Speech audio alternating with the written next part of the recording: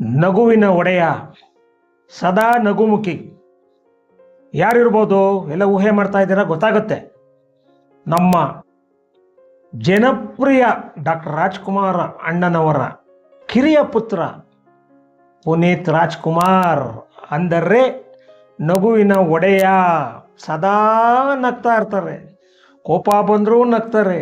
ಎಂಥ ಹುಡುಗ ಅದು! ನಮ್ಮ ದುರಾದೃಷ್ಟವಶಾತ್ ನಿಜವಲ್ಲೂ ದೇವ್ರ ಮೇಲೆ ಕೋಪ ಬರುತ್ತೆ. ನಾವು ಕಳ್ಕೊಂಡ್ಬಿಟ್ಟಿದ್ದೀವಿ ಇವತ್ತು ಪುನೀತ್ನ.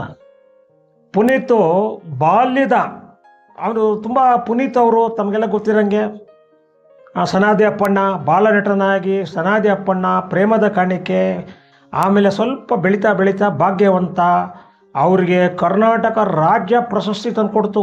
ಯಾವುದು? ಲಕ್ಷ್ಮೀನಾರಾಯಣವರ ಬೆಟ್ಟದ ಹೂವು ಚಿತ್ರ. ಅರವಿಂದ್, ಪುನೀತ್ ರಾಜ್ಕುಮಾರ್, ರಾಮು ಪಾತ್ರ ಅವ್ರಿಗೆ ಅದರಲ್ಲಿ ಕರ್ನಾಟಕ ರಾಜ್ಯ ಪ್ರಶಸ್ತಿ ಬಂತು. ಅದಾದಮೇಲೆ ಪುನೀತ್ ಅವರು ಸ್ವಲ್ಪ ಟೈಮ್ ವಿರಾಮ ಇಟ್ಕೊಂಡ್ರು. ತುಂಬ ಒಂದು ಒಂದು ಅಂಥ ಶ್ರೀಮಂತ ಕುಟುಂಬದಿಂದ ಬಂದಿದ್ದೀನಿ ಅನ್ನೋ ಒಂದು ಅಹಂ ಆಗಲಿ ಮತ್ತೊಂದಿಲ್ಲ. ಯಾಕಂದರೆ ಅವರು ಬೆಳೆದಿರೋ ಅಂಥ ವಾತಾವರಣ, ಅಣ್ಣ ಅವ್ರ ಫ್ಯಾಮಿಲಿ ಅಂದರೆ ಅದು ದೊಡ್ಡ ಮನೆ ಅಂತಲೇ ಅರ್ಥ. ಪ್ರತಿಯೊಬ್ಬರು ಕರ್ನಾಟಕದಲ್ಲ, ದೇಶಾದ್ಯಂತ ತುಂಬ ಗೌರವಾನ್ವಿತ ಒಂದು ಫ್ಯಾಮಿಲಿ ಅಂದರೆ ಕನ್ನಡ ಚಿತ್ರರಂಗದ ever green super star doctor Rajkumar. ನಾವೆಲ್ಲ ಅಣ್ಣವರು ಪ್ರೀತಿಯಿಂದ ಕರಿತೀವಿ. ಅವರು ಮಕ್ಕಳುಗಳು ಅಂಥ ಒಳ್ಳೆ ವಾತಾವರಣದಲ್ಲಿ ಬೆಳೆದಿದ್ದಾರೆ. ಶಿವರಾಜ್ ಕುಮಾರ್, ಶಿವಣ್ಣ ನಮ್ಮ ಸ್ನೇಹಿತ, ರಾಘವೇಂದ್ರ ರಾಜ್ಕುಮಾರ್ ಹಾಗೂ ಪುನೀತ್ ರಾಜ್ಕುಮಾರ್. ಪುನೀತ್ ರಾಜ್ಕುಮಾರ್ ಹೆಸರು ಮೊದಲು ಲೋಹಿತ್ ಅಂತ ಇತ್ತು.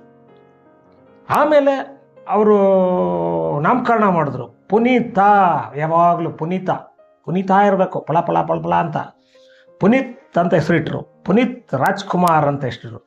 ಪುನೀತ್ ಅವರು 17ನೇ ತಾರೀಕು ಮಾರ್ಚ್ 1975ನೇ ಇಸ್ವಿಲಿ ಹುಟ್ಟಿದ್ದವರು. ಅವರು ಬಾಲ್ಯದ ಎಲ್ಲ ಬಾಲನಟರಾಗಿರೋದ್ರಿಂದ ತುಂಬ ಅವ್ಯವಸ್ಥೆ ಇತ್ತು. ಶಾಲೆಯಲ್ಲಿ ಅವರು ಓದಲಿಲ್ಲ. ಅವ್ರಿಗೆ ಮನೆಯಲ್ಲೇ ಟ್ರೈನ್ ಅಪ್ ಮಾಡಿ ಒಳ್ಳೆ ಎಜುಕೇಷನ್ ಅವರು ಮನೆಯಲ್ಲೇ ತೊಗೊಂಡ್ರು ಅವರು ಪುನೀತ್ ಅವರು. ಆಮೇಲೆ ಬರ್ತಾ ಬರ್ತಾ ಪುನೀತ್ ಅವರು ಬೆಳವಣಿಗೆ ಆಗ್ತಾ ಒಂದು ಪ್ರಾಯಕ್ಕೆ ಬಂದಾಗ ಮೊದಲನೇ ನಾಯಕ ನಟನಾಗಿ ಉಪೇಂದ್ರರವರ ಗರಡಿಯಲ್ಲಿ ಅಪ್ಪು ಅನ್ನೋ ಸಿನಿಮಾ ತೆಗೆದು, ಆ ಸಿನಿಮಾ ಯಾವ ಮಟ್ಟದಲ್ಲಿ ಓಡ್ತು ಅಂದರೆ ಸೂಪರ್ ಡೂಪರ್ ಹಿಟ್ ಆಗೋಯ್ತು. ಪುನೀತ್ ಮತ್ತು ಹಿಂದಕ್ಕೆ ತಿರುಗಿ ನೋಡಲೇ ಇಲ್ಲ. ಆಮೇಲೆ ಪುನೀತ್ ಬಗ್ಗೆ ತುಂಬ ವಿಚಾರಗಳಿವೆ ಹೇಳೋ ಅಂಥದ್ದು. ಎಷ್ಟು ಮುಗ್ಧತೆ, ಈ ಮಕ್ಕಳು ಸ್ವಭಾವ ಇರೋಂಥ ಒಂದು ವ್ಯಕ್ತಿಯಾಗಿದ್ದರು ಪುನೀತ್ ಅವರು. ಅವರೆಂದೂ ದೊಡ್ಡವರಾಗಿ ನಮ್ಗೆ ಕಾಣಿಸ್ಕೊಳ್ಳೇ ಇಲ್ಲ. ಅಪ್ಪು ಅಪ್ಪು ಅಪ್ಪು, ಪ್ರತಿಯೊಬ್ಬರು ಪ್ರೀತಿಯಿಂದ ಅಪ್ಪು ಅಪ್ಪು ಅಂತಲೇ ಕರಿತಾ ಇದ್ದಿದ್ದು, ಆಯಿತಾ. ಆಮೇಲೆ ಪುನೀತ್ ಅವರ ವಿವಾಹ ಆಯಿತು ತುಮಕೂರಲ್ಲಿ. ಒಬ್ಬರು ಅಸಿಸ್ಟೆಂಟ್ ಎಕ್ಸಿಕ್ಯೂಟಿವ್ ಇಂಜಿನಿಯರ್ BBMPಲಿ ಅವ್ರ ಮಗಳು ಅಶ್ವಿನಿ, ಚಿಕ್ಕಮಂಗ್ಳೂರು ಅವರು. ಅವ್ರ ಜೊತೆಗೆ ಭಾಳ ಅದ್ಧೂರಿಯಾಗಿ ವಿಜೃಂಭಣೆಯಿಂದ ತುಮಕೂರಲ್ಲಿ ಮದುವೆ ಆಯಿತು.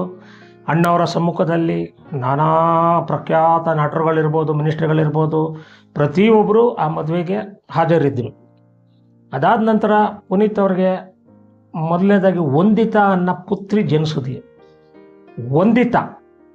ಆಮೇಲೆ ವಂದಿತಾ ತುಂಬ ಅವರ ಅಪ್ಪ ತದ್ದು ಸ್ವರೂಪಿ, ಅಂದರೆ ತದ್ದು ರೂಪ ವಂದಿತಾ. ಆಮೇಲೆ ಇನ್ನೊಬ್ಬರು ಧೃತಿ ಅಂತ ಎರಡನೇ ಮಗಳು. ವಂದಿತಾ ಅನ್ನೋ ಹುಡುಗಿ ಓದೋದ್ರಲ್ಲಿ ತುಂಬ ಆಸಕ್ತಿ ಇರೋದ್ರಿಂದ ವಿದೇಶದಲ್ಲಿ ಅಮೇರಿಕದಲ್ಲಿ ಓದಿಸ್ರು ಅವರು. ಅಮೇರಿಕದಲ್ಲಿ ಅವ್ರು ಅಲ್ಲೇ ಓದ್ತಾಯಿದ್ರು, ಅವಾಗ ಬರೋದು ಹೋಗೋದು, ರ್ಯಾಂಕ್ ಸ್ಟೂಡೆಂಟು. ವಂದಿತನೂ ಅಷ್ಟೇ. ಆಮೇಲೆ ತುಂಬಿದ ಮನೆಯಲ್ಲಿ ಬೆಳೆದಿರೋದ್ರಿಂದ ಇಡೀ ಅವರ ಕುಟುಂಬದ ಬಗ್ಗೆ ಎರಡು ಮಾತಿಲ್ಲ. ಪ್ರತಿಯೊಬ್ಬರಿಗೂ ಅದು ಆಶ್ರಯದಾತರು ಅವರು ಯಾರಿಗೂ ಬರೀ ಕೈಯಲ್ಲಿ ಕಳಿಸೋರು ಅಲ್ಲ. ಎಷ್ಟೋ ಸಾವಿರಾರು ಸಂಸಾರಗಳ ಫ್ಯಾಮ್ಲಿಗಳನ್ನ ಅವರು ಅನ್ನ ಕೊಟ್ಟು ಕಾಪಾಡಿ ಇವತ್ತು ಅವ್ರ ಕಾಲ ಮೇಲೆ ನಿಲ್ಲೋ ಥರ ಮಾಡಿದ್ದಾರೆ. ಇಡೀ ಕನ್ನಡ ಚಿತ್ರರಂಗ ಇರ್ಬೋದು. ಇವತ್ತು ಡಾಕ್ಟರ್ ರಾಜ್ಕುಮಾರ್ ಅವರು ನಮ್ಮೊಂದಿಗಿಲ್ಲ. ತುಂಬ ದುಃಖದ ವಿಚಾರ, ಪುನೀತ್ ಅವರು ನಮ್ಮೊಂದಿಗಿಲ್ಲ. ಪುನೀತ್ ಅವ್ರು ಮಾಡಿರೋ ಒಂದು ದಾನ ಧರ್ಮ ಇದೆಯಲ್ಲ, ಇಡೀ ಒಂದು ಭಾರತದ ಒಂದು ಇತಿಹಾಸ ಪುಟದಲ್ಲಿ ಚಿತ್ರರಂಗದಲ್ಲಿರ್ಬೋದು ಪುನೀತ್ ಅವರಷ್ಟು ಆರ್ಥಿಕ ಸಹಾಯ ಯಾರು ಮನೆಗೆ ಹೋದ್ರು, ಮದುವೆಗಳಿರ್ಬೋದು, ತಿಥಿಗಳಿರ್ಬೋದು, ಆಪ್ರೇಷನ್ಗಳಿರ್ಬೋದು, ಜೊತೆಗೆ ಅವರಷ್ಟು ಸಹಾಯ ಹಸ್ತ ನೀಡ್ತಾ ಅವರು ವೃದ್ಧಾಶ್ರಮ ಇರ್ಬೋದು ಅಲ್ವಾ, ಪಶು ಹಾಸ್ಪಿಟ್ಲ್ ಇರ್ಬೋದು, ಪಶು ಆಶ್ರಮ, ಪಶು ವೈದ್ಯಾಶ್ರಮ ಮಾಡಿದ್ದಾರೆ. ಅನೇಕ ಒಂದು ಹಳ್ಳಿಗಳನ್ನ ಅವರು ದತ್ತು ತಗೊಂಡು ಬಡ ಮಕ್ಕಳುಗಳಿಗೆ ಆಶ್ರಯದಾತರಾದರು, ಅನ್ನದಾತ ಆದರು. ಮಕ್ಕಳುಗಳಿಗೆ ಪುನೀತ್ ಕಂಡ್ರೆ ಆ ತಾಯಿ ತಂದೆಗಿಂತ ಹೆಚ್ಚಿನ ಪ್ರೀತಿ. ಯಾಕಂದರೆ ಇವರು ತಿಂಗಳಿಗೊಂದು 4 ಸಲ 5 ಸಲ ಮೈಸೂರಿಗೆ ಅನಾಥಾಶ್ರಮಕ್ಕೆ ಹೋದ ತಕ್ಷಣ ಆ ಮಕ್ಕಳುಗಳು ಹೆಂಗೆ ಮುಂದುವರಿಯೋರು ಅಂದರೆ ಅವ್ರು ಸುತ್ತುವರ್ಕೊಳ್ಳೋದು. ಒಂದೊಂದು ಹಬ್ಬಗಳು ಬಂದರು ಅಷ್ಟು ಜನಕ್ಕೂ ಬಟ್ಟೆಗಳು, ಅಷ್ಟು ಜನಕ್ಕೂ ಸಿಹಿ ಊಟ. ಆಮೇಲೆ ಪುನೀತ್ ಅವರು ಮಹಾನ್ ದೈವಭಕ್ತರು. ನೀವು ಅಂದ್ಕೊಂಡಿರ್ಬೋದು ಅವರ ತಂದೆ ಅಪ್ಪಾಜಿ ಏನು ಗುಣಗಳಿತ್ತು ಅದರಲ್ಲಿ ಸಂಪೂರ್ಣ 90% ಅಷ್ಟು ಪುನೀತ್ ಅವರು ಅಳವಡಿಸ್ಕೊಂಡಿದ್ರು. ಆ ಗುಣನ, ಆ ನಡವಳಿಕೆ, ಒಂದು ಅಹಂ ಇಲ್ಲ, ಜಂಬ ಇಲ್ಲ, ನಾನು ಇಂಥವ್ರ ಮಗ, ನಾನು ಅಂಥವ್ರ ಮಗ. ಪುನೀತ್ ಎಂದೂ ಆ ಥರ ಕಾಣಿಸ್ಕೊಳ್ಳಿಲ್ಲ ಯಾರಿಗೂ. ಸಾಧಾರಣದಲ್ಲಿ ಸಾಧಾರಣ ಮನುಷ್ಯನಾಗಿ ಪ್ರತಿಯೊಬ್ಬರು ಮದುವೆಗೆ ಯಾರು ಕರೆದ್ರು ಹೋಗಿ ತಮ್ಮ ಸಹಾಯ ಹಸ್ತನ ನೀಡ್ತಾ ಆಶೀರ್ವಾದ ಮಾಡಿ ಬರ್ತಾಯಿದ್ರು. ನಾನು ಇಂಥ ಸೂಪರ್ ಸ್ಟಾರ್ ಅನ್ನೋದು ಪುನೀತ್ ಅವರೇ ಸೂಪರ್ ಸ್ಟಾರ್ ಆಗಿದ್ದರು ಆ ಒಂದು ಟೈಮಲ್ಲಿ. ಇನ್ನು ಪುನೀತ್ ಅವರು ಅಜಾನುಮಾರವಾಗಿ ಬೆಳೆದು ನಿಂತುಬಿಟ್ಟಿದ್ದಾರೆ ಅವರು. ಅದರಲ್ಲೂ ಯಾರು ಅಗಾತ ನಮಗೆ ಬರಸಿಡಿಲು ಬಡದಂತೆ ಪುನೀತ್ ಅವ್ರು ಇನ್ನಿಲ್ಲ. ತುಂಬ ದುಃಖ ಆಯಿತು, ನಂಬಕ್ಕಾಗ್ತಾಗಿ ಅಸಾಧ್ಯ. ಎಷ್ಟು ಲವಲವಿಕೆ ಇತ್ತು ಅವರಲ್ಲಿ. ಅವರು ಮೈಕಟ್ಟು ವ್ಯಾಯಾಮ ಯಾವ ಹೀರೋಗಳಿಗಿಂತ ಯಾರು ಮಾಡೋಕ್ಕಾಗಲ್ಲ. ಆ ಮಟ್ಟದಲ್ಲಿ ಪುನೀತ್ ಅವರು ಅಷ್ಟು ಫಿಸಿಕ್, ಆ ಪರ್ಸ್ನಾಲಿಟಿ, ಏನು ಅವ್ರ ಚೆಸ್ಟು, ಆ ಥರ ಇದ್ದ ಮನುಷ್ಯ ಏಕಾಏಕಿ ಹಾರ್ಟ್ ಕಂಜಕ್ಷನ್ ಏನು ಆಯಿತು. ಸಡನ್ನಾಗೆ ಹಾರ್ಟ್ ಕಂಜಕ್ಷನ್ ಏನು ಮ್ಯಾಸಿವ್ ಅಟ್ಯಾಕ್ ಅಂತ ಹೇಳ್ತಾರೆ ಕೆಲವರು. ಅದೇನು ಅನ್ನೋದು ಸರಿ ನಮಗೆ ನಿಖರವಾಗಿ ಗೊತ್ತಿಲ್ಲ. ಅವರ ಹಣೆಯಲ್ಲಿ ಬಹುಶಃ ಅಷ್ಟೇ ದಿನ ಬರೆದಿತ್ತು ಅನಿಸುತ್ತೆ. ಇವತ್ತು ಪುನೀತ್ ಅವರ ಫೋಟೋ ಪ್ರತಿಯೊಬ್ಬರು ಮನೆಯಲ್ಲೂ, ಕರ್ನಾಟಕ ರಾಜ್ಯಾದ್ಯಂತ ಪ್ರತಿ ಹಳ್ಳಿಗಳಲ್ಲೂ ನಾನು ನೋಡಿದ್ದೀನಿ. ನಮ್ಮನೆ ರೀಸೆಂಟಾಗಿ ನಾನು ಹಳ್ಳಿಗೆ ಹೋಗಿದ್ದೆ. ನಮ್ಮ ಹಳ್ಳಿಗೆ ದೇವ್ರ ಫೋಟೋಗಳ ಮಧ್ಯೆ ಪುನೀತ್ ಫೋಟೋ ಇಟ್ಕೊಂಡು, ಅಂದರೆ ದೇವರು ಆಗಿಬಿಟ್ಟಿದ್ದಾರೆ ಅವರು. ಪರಮಾತ್ಮ ದೇವರಾಗಿ ಬಂದು ಆ ಒಂದು ಆ ಚಿಕ್ಕ ವಯಸ್ಸಲ್ಲೇ ಅವರ ಸಾಧನೆ ಇದೆಯಲ್ಲ, ಭಾರತ ರತ್ನ ಕೊಡಬೇಕು ಅಂತ ನಾನು ಯೂಟ್ಯೂಬ್ ಮುಖೇನ ನಾನು ಕೇಳ್ಕೊತಾ ಇದ್ದೀನಿ ಸರ್ಕಾರಕ್ಕೆ. ಯಾರು ನೋಡಿ ಸಂಬಂಧಪಟ್ಟವ್ರು ರಾಜಕಾರಣಿಗಳಿರ್ಬೋದು, ಶಿಫಾರಸು ಮಾಡಿ ಅಂಥ ಒಂದು ವ್ಯಕ್ತಿಗೆ ಭಾರತ ರತ್ನ ಕೊಡಿಸಿದ್ರೆ ನಮಗೆ ಸಾರ್ಥಕ ಅಂತ ಅನಿಸುತ್ತೆ ನಮ್ಮ ಬಾಳು. ಅದರಿಂದ ಪುನೀತ್ ಅಂತ ವ್ಯಕ್ತಿಗಳು ಭಾಳ ವಿರಳ. ಇವತ್ತು ಪುನೀತ್ ಕಾಲವಾದ ನಂತರ ಇಡೀ ಚಿತ್ರರಂಗ ಬರಡಾಗೋಗಿದೆ. ಇವತ್ತು ಆ ಸ್ಥಾನ ತುಂಬಕ್ಕೆ ಯಾರ ಕೈಲೂ ಸಾಧ್ಯನೇ ಇಲ್ಲ, ಆಗೋದೂ ಇಲ್ಲ, ಮುಂದೆನೂ ಬರೋದಿಲ್ಲ ಯಾರು. ತುಂಬ ವ್ಯಥೆ ಆಗುತ್ತೆ.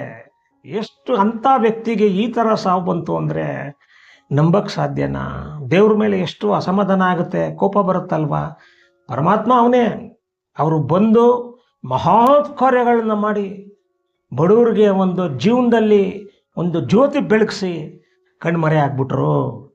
ನಿಜವಾಗ್ಲೂ ಅಂತ ಪುನೀತ್ ಅಂತ ಮಹಾತ್ಮ ನಾವು ಇವತ್ತು ಅದೊಂದು ಚರಿತ್ರೆ, ಹಿಸ್ಟ್ರಿ. ಅದು ಇಂದಲ್ಲ ನಾಳೆ ಡಾಕ್ಟರ್ ರಾಜ್ಕುಮಾರ್ ಅವರ ಬಗ್ಗೆ, ವ್ಯಕ್ತಿತ್ವದ ಬಗ್ಗೆ ಕೆಲವು ಸರ್ಕಾರಿ ಶಾಲೆಗಳಲ್ಲಿ ಅವ್ರದ್ದು ಒಂದು ಸಬ್ಜೆಕ್ಟ್ ಬಂದಿದೆ. ಅದೇ ಥರ ಪುನೀತ್ ಬರೋದ್ರಲ್ಲಿ ಅನುಮಾನ ಇಲ್ಲ. ಇಂದಲ್ಲ ನಾಳೆ ಬರುತ್ತೆ ಖಂಡಿತ. ನೋಡಿ ಆ ಮಹಾತ್ಮ ಹೆಂಗೆ ಮಂತ್ರಾಲಯಕ್ಕೆ ಹೋಗಿದ್ರು ಪುನೀತ್ ಅವರು. ಮಂತ್ರಾಲಯದಲ್ಲಿ ವಾರ ಬಂತಮ್ಮ ಅಂತ ಒಂದು ಹೇಳಿದ್ರು, ವಾರ ಬಂತಮ್ಮ ಹಾಡು ಹೇಳಿದ್ರು. ಆಗ ಹೇಳಿ ಹಾಡು ಮುಗಿಸೋ ಒಳಗೆ ಆ ದೇವರುಗಳನ್ನ ಕೂರಿಸಿರೋದು ತಾವೆಲ್ಲ ನೋಡಿದ್ದೀರ ಟಿ ವಿಗಳಲ್ಲಿ, ಅಲ್ಲಿ ಇಲ್ಲಿ ಅಳ್ಳಾಡ್ಬಿಡ್ತಂತ, ಹಿಂಗೆ ಬಿದೋಗ ಅದೆಲ್ಲ ಇಟ್ಕೊಂಡ್ಬಿಟ್ರು. ಅದು ಅಪಶಕುನ ಅಂತ ನಮ್ಗನ್ಸುತ್ತೆ. ಆಮೇಲೆ ಇನ್ನೊಂದು ಸತ್ಯ ನಾನು ಹೇಳ್ತಾ ಇದ್ದೀನಿ, ನೀವು ನಂಬ್ತಿರೋ ಇಲ್ವೋ, ಅವ್ರು ಸಾಯ 4 ದಿನ ಹಿಂದೆ ಪುನೀತ್ ಅವ್ರು ಸಮಾಧಿಗೆ ಹೋಗಿದ್ದಾರೆ. ಅಪ್ಪಾಜಿಗೆ ಪ್ರತಿನಿತ್ಯ ಅವ್ರ 3 ಮಕ್ಕಳು, ಎಲ್ಲ ಮಕ್ಕಳುಗಳು ಅವ್ರ ಸಮಾಧಿಗೆ ಹೋಗಿ, ಕಂಠೀರವ ಸ್ಟುಡಿಯೋ ಸಮಾಧಿಗೆ ಹೋಗಿ ಕೈ ಮುಗಿದು ಅವ್ರ ಆಶೀರ್ವಾದ ತಗೊಂಡೆ ಅವ್ರು ಆಚೆ ಹೋಗೋದು. ಎಲ್ಲ ಮಕ್ಕಳುಗಳು ಅಷ್ಟೇ, ಶಿವಣ್ಣ ಇರ್ಬೋದು, ರಾಘವೇಂದ್ರ ರಾಜ್ಕುಮಾರ್ ಇರ್ಬೋದು, ಪ್ರತಿಯೊಬ್ಬರು ಮಕ್ಕಳು ಲಕ್ಷ್ಮಿ ಇರ್ಬೋದು, ಪೂರ್ಣಿಮಾ ಇರ್ಬೋದು, ಅಳಿಯಂದ್ರಗಳಿರ್ಬೋದು. ಇವತ್ತು ಡಾಕ್ಟರ್ ರಾಜ್ಕುಮಾರ್ ಅವರು ದೇವರು, ಅದು ಎಲ್ಲರಿಗೂ ಗೊತ್ತಿರೋಂಗೆ ದೈವ ಮಾನವನೇ ಅವರು. ಈಗ ಅವ್ರ ಪಕ್ಕದಲ್ಲಿ ಪುನೀತ್ ಹೋಗಿ ನಿಂತಿದ್ದಾರೆ ದೈವ ಮಾನವರಾಗಿ. ತಂದೆ ತಾಯಿ ಮಗ 3 ಜನನು ಇವತ್ತು ತುಂಬ ಮನಸ್ಸಿಗೆ ತುಂಬ ಬೇಜಾರಾಗುತ್ತೆ. ಆಮೇಲೆ ನೋಡಿ, ಪುನೀತ್ ಅವರು ಸಾಯೋ 4 ದಿನ ಮುಂಚೆ ಸಮಾಧಿಗೆ ಹೋಗಿದ್ದಾರೆ. ಅಪ್ಪಾಜಿಯವ್ರದ್ದು ಎಲ್ಲ ಪೂಜೆ ಮಾಡಲ್ಲ ಆದಮೇಲೆ ಅಲ್ಲಿ ನೋಡ್ಕೊಳ್ಳೋರು ಒಬ್ರು ಇದ್ದಾರೆ. ಅದನ್ನೆಲ್ಲ ಅವ್ರನ್ನ ಕರೆದು ಸುಮಾರು ದುಡ್ಡು ಕೊಟ್ಟು ಆ ಇನ್ಚಾರ್ಜ್ ಯಾರಿದ್ದಾರೆ ಸುಣ್ಣ ಬಣ್ಣ ಎಲ್ಲ ಹೊಡಿಸಿ ಪ್ರತಿಯೊಂದು, ಯಾಕಂದರೆ ನಾನು ಅವತ್ತು ಊರಲ್ಲಿ ಇರಲ್ಲ, ಅವತ್ತು ಕನ್ನಡ ರಾಜ್ಯೋತ್ಸವ ಅನಿಸುತ್ತೆ, ಯಾವುದೋ ಒಂದು ಕಾರ್ಯಕ್ರಮ, ನಾನು ಇರೋದಿಲ್ಲ. ಪ್ರತಿಯೊಬ್ಬರಿಗೂ ಸ್ವೀಟ್ಗಳು, ಪ್ರತಿಯೊಬ್ಬರಿಗೂ ನೀನೇ ಕೊಟ್ಬಿಡು ಇಷ್ಟು ದುಡ್ಡು ಅಂದರೆ ಅವ್ರಿಗೆಲ್ಲೋ ಒಂದು ಕಡೆ ಎಲ್ಲೋ ಹೋಗ್ತಾ ಇದ್ದೀರಾ, ನಾನು ಎಲ್ಲೋ ಹೋಗ್ತಾ ಇದ್ದೀನಿ ಅಂದ್ಬಿಟ್ಟು ಆ ಹಣ ಕೊಟ್ರಂತ ಅವ್ರಿಗೆ. ಅರ್ಥ ಮಾಡ್ಕೊಳ್ಳಿ, ಈ ಸೂಕ್ಷ್ಮವಾಗಿ ಅರ್ಥ ಮಾಡ್ಕೊಳ್ಳಿ. ಸಾವು ಕೆಲವ್ರಿಗೆ ಬಾಯಲ್ಲಿ ಹೇಳ್ಸುತ್ತಂಥದ್ದು, ನಾನು ಇರೋದಿಲ್ಲ, ನಾನು ಹೋಗ್ತೀನಿ. ನೋಡಿ ಎಷ್ಟು ವಿಪರ್ಯಾಸ. ಈ ರೀತಿ ಪುನೀತ್ ಅವರು ನಮ್ಮನ್ನೆಲ್ಲ ಬಿಟ್ಟು ಹೇಳೋಕೋಕೆ ಹೋಗ್ಬಿಟ್ರು. ಅದು ಎಂದೂ ಮರೆಯೋಕ್ಕಾಗಲ್ಲ. ಇನ್ನು 100 ವರ್ಷಗಳ ಕಾಲ ಪುನೀತ್ ಅವ್ರು ಮರೆಯೋಕ್ಕಾಗಲ್ಲ. ಎಷ್ಟು ಒಂದು ಒಳ್ಳೆ ಮನುಷ್ಯರಾಗಿ, ಒಳ್ಳೆ ವ್ಯಕ್ತಿಯಾಗಿ, ಆದರ್ಶಮಯ. ಇವತ್ತು ಅವ್ರು ಎಷ್ಟೋ ಅವ್ರ ಮೌಲ್ಯಗಳು, ಅವ್ರ ಆದರ್ಶಗಳನ್ನ ಬಿಟ್ಟೋಗಿದ್ದಾರಲ್ಲ. ಸುಮಾರು ಕಲಾವಿದರುಗಳು ಅಳವಡಿಸ್ಕೊಂಡು ತಮ್ಮ ಕೈಲಾದ ಸಹಾಯ ಹಸ್ತ ಬಡವರಿಗೆ ಇವಾಗ ಶುರು ಮಾಡಿದ್ದಾರೆ. ಅದಕ್ಕೆ ಮಾದರಿ ಪುನೀತ್ ರಾಜ್ಕುಮಾರ್ ಅವರು 29ನೇ ತಾರೀಕು 2021ಕ್ಕೆ ನಮ್ಮನ್ನೆಲ್ಲ ಬಿಟ್ಟೋಗ್ಬಿಟ್ರು. ತುಂಬ ಮನಸ್ಸಿಗೆ ಬೇಜಾರಾಗ್ತಾ ಇದೆ. ಇವತ್ತು ಅವರು ನಗುವಿನ ಒಡೆಯ ಅಂತಾನೆ ಅಪ್ಪು ದೇವರು, ಅಪ್ಪು ದೇವ ಅಷ್ಟೇ. ಆದ್ದರಿಂದ ನಾವು ಇವತ್ತು ಒಂದು ಪುನೀತ್ ಬಗ್ಗೆ ಕೆಲವು ವಿಷಯಗಳನ್ನು ನಾನು ಹೇಳಿದ್ದೀನಿ. ಇನ್ನೂ ಅನೇಕ ವಿಷಯಗಳಿದೆ. ಪುನೀತ್ ಬಗ್ಗೆ ಹೇಳೋದಕ್ಕೆ ಹೋದರೆ ಒಂದು ಬುಕ್ಕೇ ಆಗುತ್ತೆ, ಅಷ್ಟು ಆಗೋದಿಲ್ಲ ಹೇಳೋದಕ್ಕೆ. ನಾನೊಂದು ವಿಡಿಯೋ ಮಾಡೋದಾಗೆ ಪುಟ್ಟದಾಗಿ, ಚಿಕ್ಕದಾಗಿ, ಚೊಕಟವಾಗಿ ಪುನೀತ್ ಬಗ್ಗೆ ಕೆಲವು ಅಂಶಗಳನ್ನು ವಿವರಣೆ ಕೊಟ್ಟಿದ್ದೀನಿ. ನಿಮಗೆ ಯಾರಿಗೂ ಇಷ್ಟ ಆಗಿದೆಯೋ ಇಲ್ವೋ ನನಗೆ ಗೊತ್ತಿಲ್ಲ. ಬೇಕಾದ್ರೆ ನಿಮ್ಗೆ ಇಷ್ಟ ಆದರೆ ಕಾಮೆಂಟ್ ಬಾಕ್ಸಿಗೆ ಬಂದು ಕಾಮೆಂಟ್ ಮಾಡಿ, ಲೈಕ್ ಮಾಡೋದನ್ನು ಮರಿಬೇಡಿ. ಎಲ್ಲರಿಗೂ ನಮಸ್ಕಾರಗಳು.